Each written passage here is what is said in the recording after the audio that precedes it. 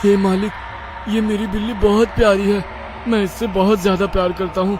अगर ये ना हो तो मैं सुख से नहीं रह सकूंगा। लेकिन केवल आपके खाने के लिए मैं इसको आपको बलि चढ़ा रहा हूँ। बदले में आप मेरी एक इच्छा पूरी कर दो। और फिर मैंने मन ही मन इच्छा मांगी। हे मालिक, मेरे बाबा कार एक्सीडेंट में कुछ महीने पहले मर चुके हैं। आप उनको जिंदा कर दो और वापस हमारे पास भेज दो।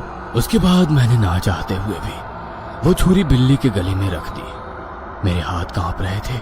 मुझ में हिम्मत नहीं थी कि मैं मेरी ही बिल्ली की बलि चढ़ा दूं। मुझे माफ कर दो डॉली। ऐसा कहकर मैं जोर से चिल्लाया और मैंने उसका गला काट दिया। उसके बाद मैंने उसके टुकड़े कर दिए और मूर्ति के चारों ओर बिखेर कर मैं फार्म हाउस चला आया। मैं आई के कमरे में चला गया। आई, अगर बाबा वापस आए तो आप दूसरी शादी नहीं करोगी ना? लेकिन ये मुमकिन नहीं है। मरे हुए कभी लौटते नहीं है बेटा। लेकिन बाबा जरूर लौटेंगे। वो कल आएंगे आई। ठीक है बेटा, तू जाके सो जा। दूसरे दिन भर मैं बाबा के घर लौटने का इंतजार करने लगा, लेकिन दिन भर कोई घर लौटा नहीं। लेकिन रात में घर की डोरबेल बजी। मैं भागते हुए दरवाजे के पास गया और दरवाजा खोला और मैंने देखा कि दरवाजे पर मेरे बाबा खड़े हैं। मैं उन्हें देखकर बहुत खुश हुआ था। मैंने दोनों बाहों से उन्हें लपेट लिया। आई, देखो बाबा वापस आए हैं। मैं जोर जोर से चिल्लाने लगा। मेरी आवाज सुनकर आई अपने कमरे से बाहर आई। साथ ही आजी आजोबा भी वहां पर आए। मुझे लगा था कि बाबा को देखकर सब लोग बहुत खुश हो जाएंगे, लेकिन ऐसा नहीं हुआ। उन्हें देखकर हर कोई डरा हुआ था। आई को देख बाबा उसके पास गए और उसे गले से लगाया, लेकिन आई ने उन्हें दूर धकेल दिया। यह देख आजोबा आगे आए। उन्होंने बाबा की कॉलर पकड़ी और बोले, ए बहरूपी, कौन है तू? है? बाबा, मैं आपका बेटा दिनेश हूँ। बाबा ने कहा, तू दिनेश नहीं है। मेरा बेटा एक्सीडेंट में मर चुका है और उसके शरीर को हमने जला दिया है। आजोबा ने कहा और बाबा को घसीटते हुए घर से बाहर ले गए और दरवाजा बंद कर दिया। बाहर से बाबा बता रहे थे कि वो ही उनके बेटे हैं। आखिरकार मैंने आजी आजोबा और आई को सब कुछ बता दिया, जो मूर्ति को जमीन के बाहर निकालने के बाद हुआ था, और उन्हें यह भी बता दिया कि बाबा सच में मौत के बाद लौटे हैं, वो सिर्फ दंड राक्षस की वजह से। लेकिन मेरी आई फिर से मुझ पर गुस्सा हो गई। चिंटू बस कर, वरना मार खाएगा, उन्होंने कहा। लेकिन मैंने देखा कि आजी आजोबा के चेहरे पर डर छाया हुआ था। वो दोनों को कोई चिंता खाए जा रही थी। आजोबा, मेरा यकीन करो, मैंने कहा। तब आई मुझे बस चांटा लगाने ही वाली थी कि तभी आजोबा ने उसे रोका और बोले, रुक जाओ बहू, मुझे लगता है कि शायद चिंटू सच कह रहा है। ये आप क्या कह रहे हो पापा? हाँ बहू, लोग कहते हैं कि मरे हुए वापस नहीं आया करते, लेकिन यह पूरी तरह सच नहीं है। वो वापस आते हैं तब जब उन्हें बुरी शक्तियों को खुश करके वापस मंगाया जाए, और चिंटू ने यही किया है। हमें जल्दी से यहाँ से निकल जाना चाहिए, हमारी जान खतरे में है। ये आप क्या बोल रहे हो पापा? मुझे कुछ समझ में नहीं आ रहा है। बहू, ये सच बोल रहा है। कभी कभी मरे हुए लोग वापस आते हैं। हमारे गांव में भी एक लोहार मौत के बाद वापस लौट आया था। उसकी जलकर मौत हो गई थी।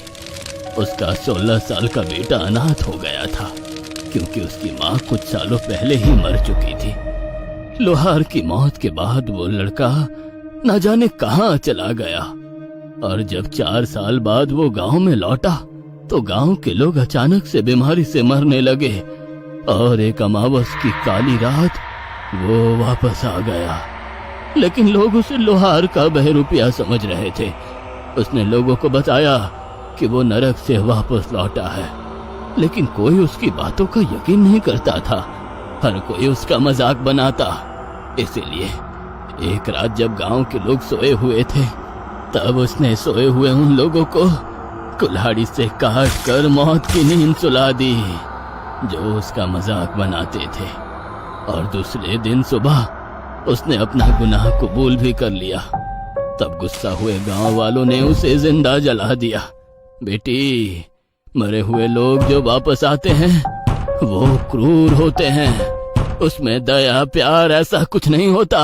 वो निर्दयी होते हैं। और जैसे चिंटू ने बताया है, अगर दिनेश नरक से लौटा है तो वो हमारे लिए खतरा है और हमें जल्दी से यहाँ से निकलना पड़ेगा।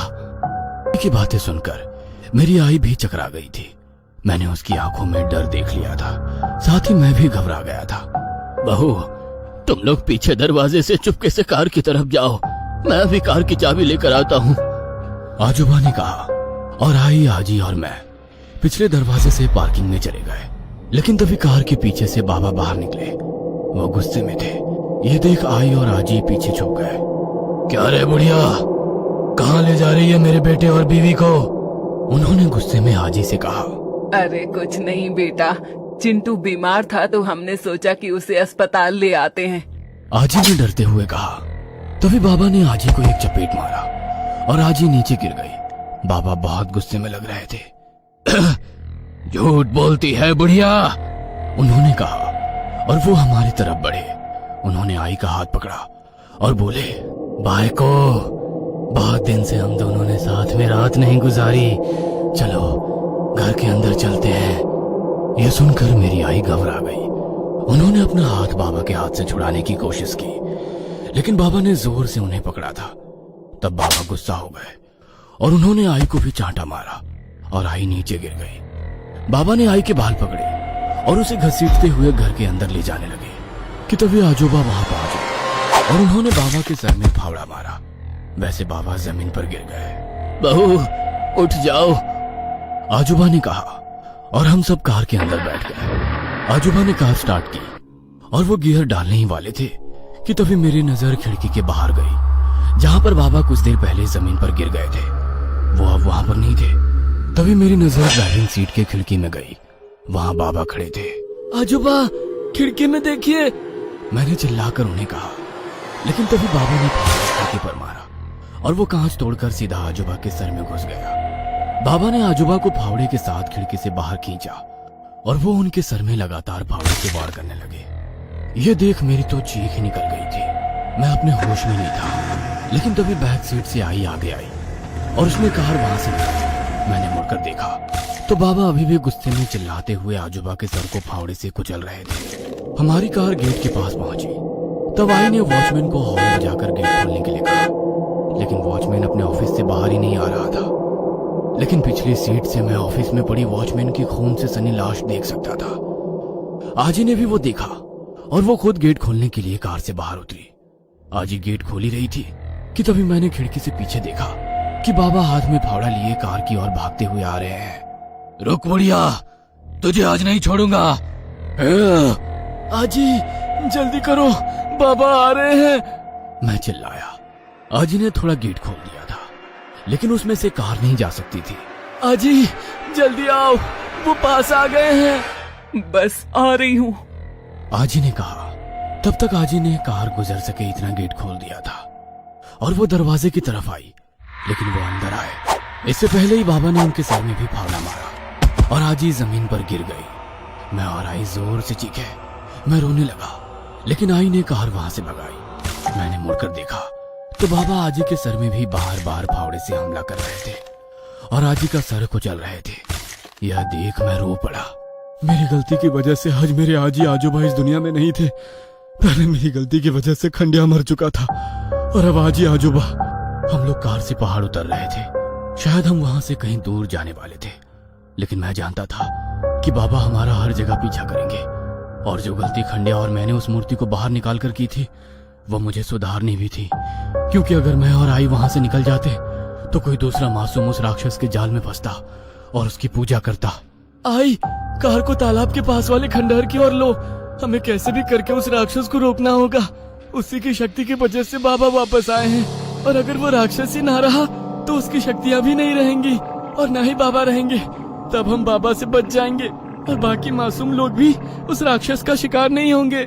लेकिन हम उस राक्षस को कैसे रोकेंगे? तब मुझे खंडिया की कही हुई आखिरी बात याद आई। उसने कहा था कि मूर्ति को तोड़ दो। हमें उस राक्षस की मूर्ति पहले जैसे ही तोड़नी होगी। मेरे कहते ही आई ने कार खंडहर की तरफ मोड़ी। हम लोग जंगल के खाली रास्ते से आगे बढ़ रहे थे कि तभी बाबा जंगल से रास्ते पर आ गए और उन्होंने हाथ में पकड़ा हुआ था कार के कांच पर दे मारा। आई डर गई और कार पर से कंट्रोल खो बैठी और कार बाजू वाले पेड़ से जा टकराई। लेकिन सीट बेल्ट और एयर बैग्स होने की वजह से हमें ज्यादा चोट नहीं लगी। आई ने मुझे जल्दी से कार से बाहर निकाला और हम दोनों जंगल में भागने लगे। बाबा भी वो खूनी फावड़ा लेकर हमारा पीछा करने लगे। हम लोग भाग ही रहे थे कि तभी आई जमीन पर गिर पड़ी। मैंने उसे उठाने की कोशिश की, लेकिन मैं उन्हें उठा नहीं पा रहा था। कहां तक भागोगे तुम दोनों? जहां भी भागोगे वहां पर आ जाऊंगा और दोनों के सर कुचल दूंगा। बाबा किसी जानवर की तरह चीख रहे थे। उनकी आवाज बस कुछ ही दूर से आ रही थी। बेटा तुम जाओ, वो खंडर इस तरफ है। तुम जल्दी से जाकर उस मूर्ति को तोड़ दो, मैं यहीं कहीं छिप जाऊंगी। नहीं, मैं तुम्हें छोड़कर नहीं जाऊंगा। मैं बाबा को नहीं छोड़ूंगा, मार दूंगा उन्हें। मैं जमीन पर पड़ी लाठी उठाकर रोते हुए बोला, क्योंकि मैं उन्हें नहीं गंवाना चाहता था। अब उनके सिवा मेरा इस दुनिया में कोई भी नहीं था। लेकिन वो जिद पर अड़ी रही। तभी मैंने पीछे से बाबा को आते हुए देखा। बेटा तुझे मेरी कसम है, तू नहीं गया तो देख मैं अपनी जान दे दूंगी।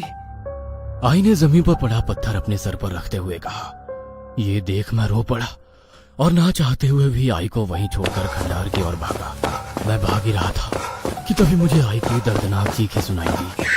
लेकिन मैं रुका नहीं, मैं बस खंडार की ओर भागने लगा। भागते भागते कुछ ही देर में मैं खंडार पहुंचा। वो राक्षस की मूर्ति वहीं खड़ी थी। तभी आई की एक दर्दनाक चीख उस जंगल में गूंजी और फिर आई की आवाज हमेशा हमेशा के लिए बंद हो गई। मेरी आंखों में आंसू आ गए और मैंने उस मूर्ति को गुस्से में आकर लात मारी। वह मूर्ति नीचे गिरी और उसके 3 टुकड़े हो गए। वैसे ही जंगल से बाबा की चिल्लाने की आवाज आने लगी। वह दर्द के मारे चिल्ला रहे थे। यह देख मैं आई की ओर भागा और जब मैं वहां पहुंचा तो मेरी सांसें रुक गई। वह भयानक मंजर देखकर मेरी दिल की धड़कनें मानो रुक सी गई थी और मैं फूट फूट कर रो पड़ा, क्योंकि एक पेड़ के टूटे हुए टहनी में मेरी आई का शरीर घुसा हुआ था और उनका सर कुचला गया था। वहीं जमीन पर वो खून से सना फावड़ा भी पड़ा हुआ था और उसके पास ही जमीन पर एक शरीर जल रहा था, जो कि मेरे बाबा का ही था।